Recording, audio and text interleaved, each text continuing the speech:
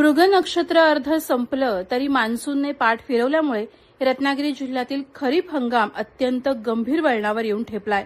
सुरुवातीला झालेल्या किरकोळ पावसाच्या भरवशावर अनेक शेतकऱ्यांनी पेरण्या तर केल्या, मात्र आता पावसानं प्रदीर्घ दडी मारल्यामुळे उगवलेली कोवळी भात रोपं जमिनीतील ओलावा संपल्याने सुकू लागली आहेत।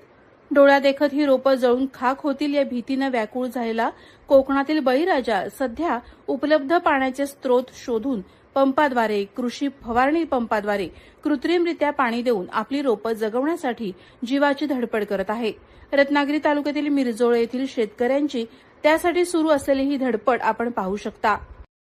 पेरणी केली आणि नंतर मग एक दिवस पाऊस लागला आणि 4-5 दिवस पाऊसच गायब झाला आणि रोपं वरती आली उंच आणि अशी आली रोपं मरायला लागली। त्याच्यामुळे आता 3-4 दिवस आम्ही पाणी त्यांना घालतो रोपांना, कारण ते जगावी, कारण लावण्यासाठी, कारण हे रोपं आहेत ते 140 दिवसांनी लावायचे आहेत, तयार होतो भात। त्याच्यामुळं लवकर पेरल्यामुळं शेत लवकर तयार होईल, पण पाऊस गेल्यामुळे सगळं नुकसान झालं।